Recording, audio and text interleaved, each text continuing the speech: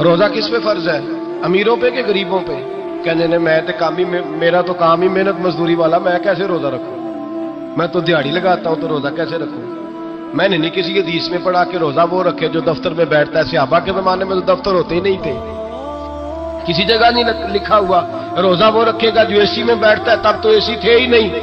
حضرت ابوبکر صدیق رضی اللہ تعالیٰ عنہ سے لے کر جناب بلال تک سارے اپنے ہاتھ سے کام کرتے، سارے اپنے ہاتھ سے کام کرتے، سارے۔ حضرت عمر فاروق رضی اللہ تعالیٰ عنہ خلیفہ وقت ہونے کے باوجود مال غنیمت کے اونٹ چرنے جاتے تھے تو چراگاہ میں چھوڑنے میں جاتے تھے، لینے بھی آتے تھے واپس۔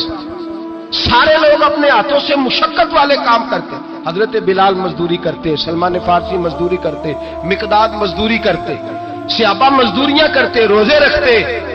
اور رمضان کے جانے کا وقت ہوتا تو در رسول پہ کھڑے ہو کے عرض کرتے محبوبہ دل نہیں بھرا، دل کرتا ہے کبھی رب سارا سال ہی روزے عطا کرے، سارا سال رمضان دے تو ہم سارا سال روزے رکھنے کو تیار ہیں۔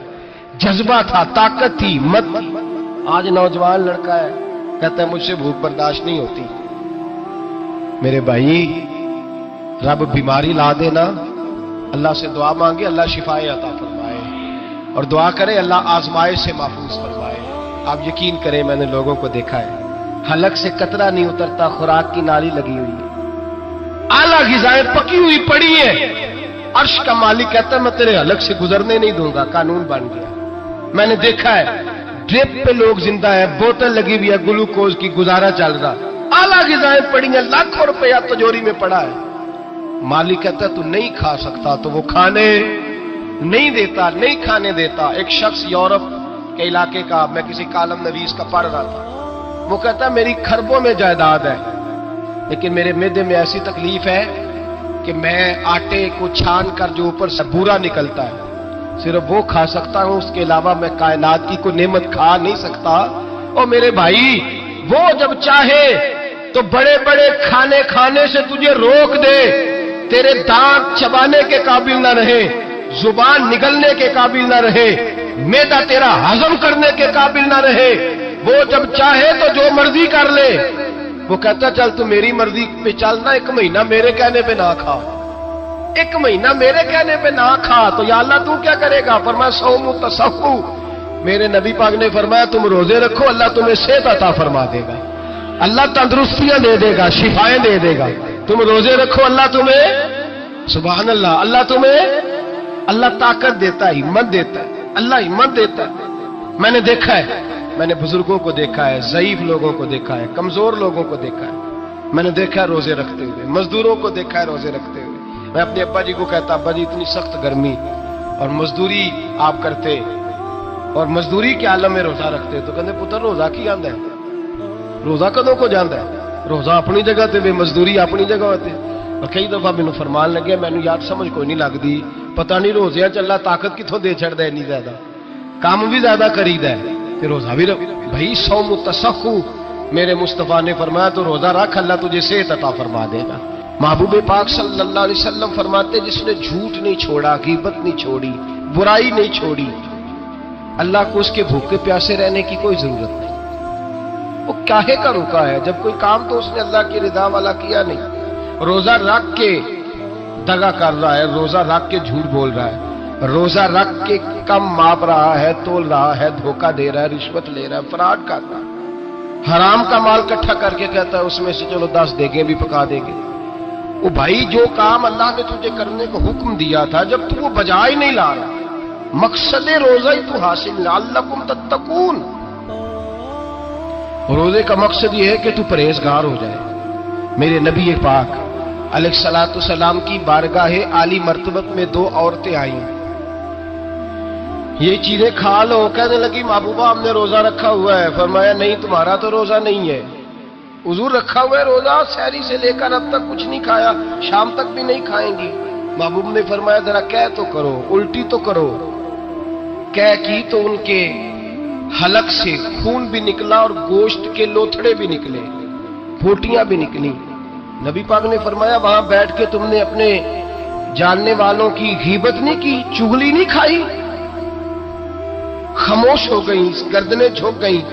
نبی پاک نے فرمایا تم نے قرآن نہیں پڑھا؟ کہ جو اپنے بھائی کی غیبت کرتا ہے وہ مردہ بھائی کا گوشت کھاتا ہے، تو گوشت کھا کے بھی تمہارا روزہ رہ گیا ہے؟ کس طرح کا روزہ ہے کہ صاحب روزہ رکھ کے نہ رکھنے والوں پہ تنقید کر رہے ہیں؟ تراویاں پڑھ کے نکلے ہیں تو کہتے ہیں میں اکیلا ہی نیک ہوں، باقی تو محلے میں کوئی پڑھتا ہی نہیں۔ یہ کیسا تیرا روزہ ہے کہ تو روزہ رکھ کے تو اس کے مقصد کو نہیں سمجھا؟ لعلکم تتقون۔ روزہ دار تو وہ ہے کہ روزہ رکھا ہوا ہے، کھانے بھی سے رکا ہے، پینے سے بھی رکا ہے، عمل زوجیہ سے بھی رکا ہے، پھر وہ جھوٹ سے بھی رکے، غیبت سے بھی رکے، بدنگاہی سے بھی رکے، حرام خواری سے بھی رکے ساری چیزوں سے۔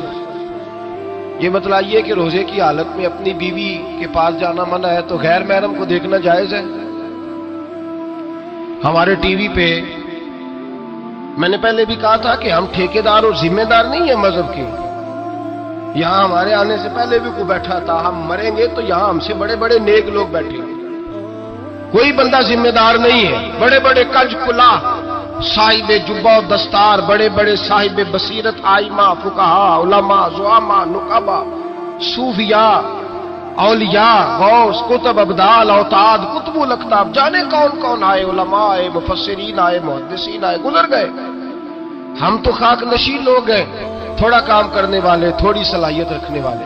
لیکن بھائی اگر کرتے ہیں تو ایک کام کرتے ہیں، ساتھ دوسرا نہیں کرتے۔ یہ کس طرح کا دین سکھانے لوگ نکلے کہ شوال سے لے کر شعبان تک گانا سنایا جائے گا، شعبان سے لے کر شوال تک ناچ گانا کیا جائے گا، شوال سے لے کر شعبان تک دھما چوکڑی ہوگی، رمضان آئے گا تو حدیثیں سنائی جائیں گی، رمضان آئے گا تو لوگوں کو قرآن پڑھ کے سنایا جائے گا۔ یہ مذہب باز نہیں ہے کہ گویے مذہب سکھائیں گے، ایکٹر مذہب سکھائیں گے۔ یہ مذہب باز نہیں ہے کہ ایک گلاس کے اندر پہلے شراب پی لو، پھر اسی گلاس میں رمضان آئے تو شہد بانٹنا شروع کر دو۔ یہ باز نہیں، یہ میرے رسول اللہ کا مذہب ہے۔ اگر تمہیں شوق ہے دین سیکھنے سکھانے کا، یکم رمضان کو توبہ کرو اور کہو کہ ہم ٹی وی پہ بیٹھ کے حدیثیں سنائیں گے تو سارا سال سنائیں گے، اور جس زبان سے حدیث نکلے گی پھر اس سے کبھی گندا گانا نہیں نکلے گا، پھر کبھی ناچ گانا نہیں ہوگا۔ یہ کون سا مذہب ہے جو بیویاں سکھا رہی ہیں؟ یہ کون سا دین ہے جو عورتیں سکھا رہی ہیں؟ میرے رسول پاک صلی اللہ تعالی علیہ وآلہ وسلم کا وہ مذہب ہے کہ میرے اعلیٰ حضرت فاضل بریلوی رحمت اللہ علیہ نے فرمایا، مرد کے لیے جائز نہیں کہ وہ عورت کی زبان سے میلاد بھی سنے، نعت بھی سنے۔ مرد کے لیے جائز نہیں، مرد کو مرد سکھائے گا، عورت سکھائے گی تو عورتوں کو سکھائے گی۔ بے شک آپ سویرے فتویٰ دیجئے کہ چھوٹی سی مسجد میں بیٹھ کے، چھوٹے سے کونے میں بیٹھ کے چھوٹا سا مولوی، اور وہاں تو اتنے بڑے مفتی ٹی وی پہ بیٹھے ہوئے، وہ غلط ہے تو صحیح ہے کیسے ہو گئے؟ سنو، میرے نبی پاک علیہ الصلوۃ والسلام کے مذہب کا حسن یہ ہے کہ اسلام کہتا ہے ایک نظر بی بی کو دیکھا کسی نے غلطی سے تو معافی ہو جائے گی، دوسری نظر شہوت سے دیکھا تو حرام ہے اس کے لیے، وہ پاکستان کا مولوی ہو یا سعودی عرب کا شاہ ہو، کسی کے لیے عورتوں کے بیچ پھرنا اٹھنا بیٹھنا جائز ہے؟ میرے نبی پاک صلی اللہ تعالی علیہ وسلم نے فرمایا ہے میں عورتوں سے مصافحہ کرنے نہیں آیا، اور میرے نبی پاک صلی اللہ علیہ وسلم نے فرمایا ہے، حضور فرماتے لیکن نا کتا بالکل ناپاک نہیں ہوتا، کتے کا تھوک ناپاک ہوتا ہے یا کتا گیلا ہو جائے تو ناپاک ہوتا ہے، لیکن خنزیر سارا ناپاک ہوتا ہے، کل ناپاک ہے خنزیر۔ نبی پاک نے فرمایا خنزیر بھی ہو اور گند میں لتھڑا ہوا بھی ہو، پیشاب میں لتھڑا ہوا ہو، گوبر میں لتھڑا ہوا ہو، پخانے اور فضلے میں لتھڑا ہوا خنزیر ہو، اس کا جسم تیرے ساتھ ٹکرا جائے تو اتنا برا نہیں جتنا غیر محرم عورت کا وجود تیرے ساتھ ٹکرا جائے تو برا ہے۔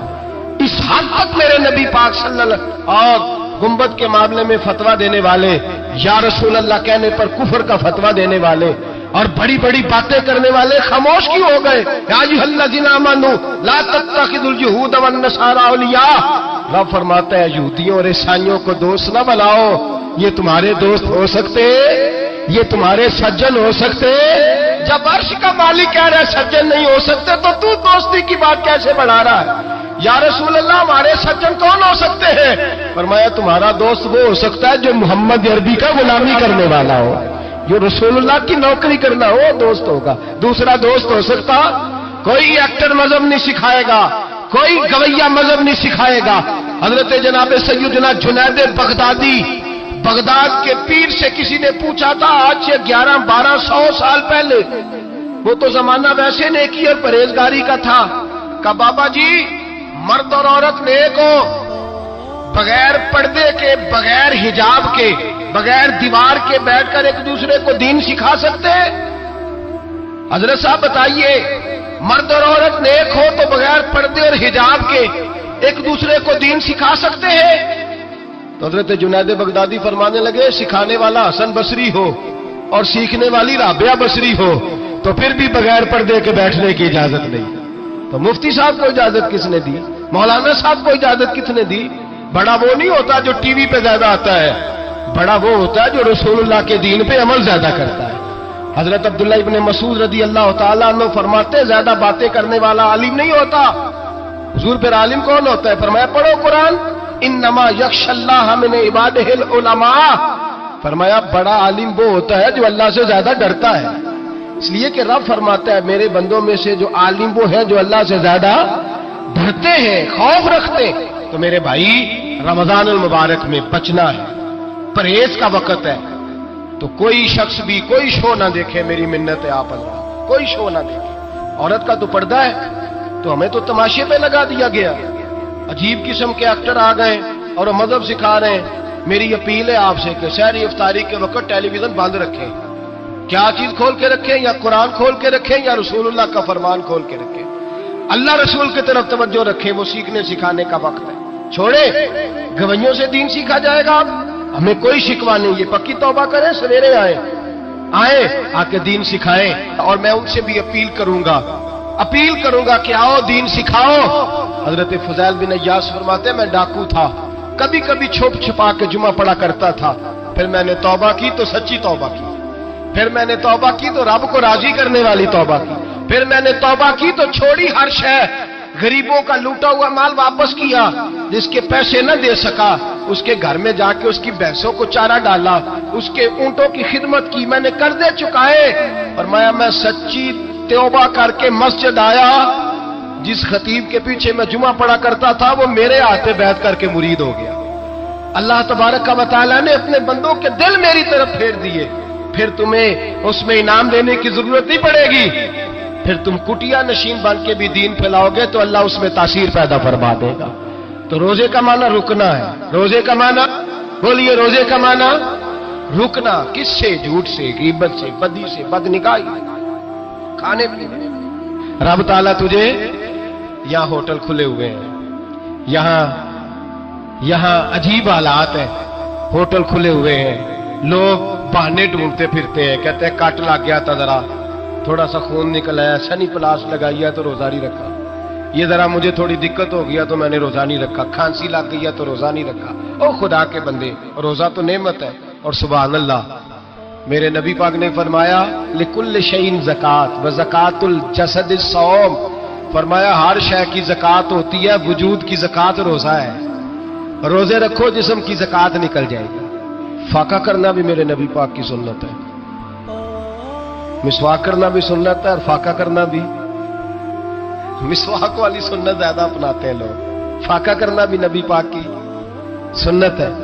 एक साहब मुझे कहने लगे जनाब बैठ के खाना हुजूर की सुन्नत है। मैंने कहा कभी कभी ना खाना भी नबी पाक की सुन्नत है, ना खाना भी हुजूर की सुन्नत है। और हमारे फुकाहा ने लिखा है जो रोटी ज्यादा खाता है उसमें दो बातें पैदा हो जाती हैं। क्या क्या? एक बोलता ज्यादा है, दूसरा सोता ज्यादा है, गाफिल हो जाता है। फाका और हकीम अतिब्बा डॉक्टर कहते हैं कि पेट खाली रहे ना जिस आदमी का, उसका हाफजा मजबूत होता है, उसके ज़हन की गिरा खुलती है। ज्यादा खाने से तो खुमारी चढ़ती है, दिमाग ढूंढते फिरना, रोटी किधर से आज अच्छी है, घर में नहीं पकी तो होटल चले जाना, खाने के सिवा और काम ही कोई नहीं। ओ साहब, मेरे नबी पाक अलैहिस्सलाम ने फरमाया काफर 7 आंतों से खाता है, 7 आंतों से। और फरमाया मेरा मोमिन 1 आंत से खाता है। उसके वजूद में खाने वाली 1 आंत है, काफर 7 आंतों से खाता है। फाका कशी से नूरानियत पैदा होता है, कम खाना। देखे ना, नबी पाक सल्लल्लाहु अलैहि वसल्लम ने अल्लाह से फाका मांग के लिए, یا اللہ ایک وقت روٹی دے، ایک وقت کا فاقہ دے. مانگ کے لیے نبی پاک، مانگ کے. حضرت ابو ہریرہ رضی اللہ تعالیٰ عنہ فرماتے ہیں بھوک زیادہ لگتی تھی نا جب مجھے، تو میں حضرت عمر سے، ابو بکر سے، عثمان، مولا علی سے کوئی مسئلہ پوچھ لیتا تھا، اور جب میں مسئلہ پوچھتا تھا تو وہ مجھے روٹی کھلا دیتے تھے. جب میں ان سے مسئلہ پوچھتا تو وہ مجھے، حضرت ابو ہریرہ فرماتے ہیں مجھے بھوک لگی، میں حضرت عمر کے پاس گیا، ان سے مسئلہ پوچھا. ان کا رواج تھا جب میں مسئلہ پوچھتا تو پہلے روٹی کھلاتے. ہمارے بزرگ یہ فرماتے ہیں کہ کھانے کھلا کے دین پڑھاؤ. صرف تمہارا کتب خانہ نہیں کھلا ہونا چاہیے، تمہارا دسترخوان بھی کھلا ہونا چاہیے. کسی نے نبی پاک صلی اللہ علیہ وسلم سے پوچھا تھا بہترین مسلمان کون ہے؟ حضور نے فرمایا جو سلام لینے میں پہل کرے اور روٹی زیادہ کھلائے، جو روٹی ہر وقت فکر کرے آ یار تو روٹی کھا لے، روٹی کھانے کی طرف توجہ دلائے. کھلانا سنت ہے، زیادہ کھانا اس میں بھی فرق رکھے. تو نبی پاک صلی اللہ علیہ وسلم کے صحابی حضرت ابو ہریرہ رضی اللہ تعالیٰ عنہ فرماتے ہیں میں نے حضرت عمر سے مسئلہ پوچھا. میں نے کہا حضور مسئلہ بتائیں، تو کہتے پہلے ان کی عادت تھی جب میں مسئلہ پوچھتا تو روٹی بھی کھلاتے. آج انہوں نے مسئلہ ہی بتایا ہے، روٹی کوئی نہیں کھلائی. تو مجھے کہنے لگے ابو ہریرہ تو سوچتا ہوگا روٹی نہیں اس نے پوچھی، تو نے کب سے کھانا نہیں کھایا؟ میں نے کہا آج صبح سے. تو جناب عمر کہنے لگے میں نے کل صبح سے نہیں کھایا. چل ابو بکر صدیق کے گھر مسئلہ پوچھتے. کہتے جناب صدیق اکبر کے دروازے پہ گئے، جا کر کے ان سے مسئلہ پوچھا. ان کی بھی عادت تھی جب کوئی مسئلہ پوچھنے جاتے تو دسترخوان بچھا لیتے. کہتے آؤ روٹی بھی کھاتا ہوں مسئلے بھی بتاتا ہوں. کہتے گئے تو انہوں نے بھی مسئلہ بتایا، روٹی کوئی نہ پوچھی.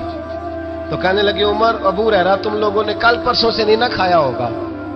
اور ابو بکر کو 4 دن گزر گئے ہیں، تھوڑا سا دودھ ملا ہے یا کھجور ملی ہے، روٹی کوئی نہیں ملی. چلو در رسول پہ چلتے، آؤ حضور کی بارگاہ. کہتے ہیں نبی پاک کی بارگاہ میں آئے، حضور نے چہرے دیکھے، کریم سے مسئلہ نہیں پوچھنا پڑا. میرے مصطفیٰ کریم نے فرمایا بھوک لگی ہوئی ہے تم تینوں کو؟ 3-4 دن ہو گئے.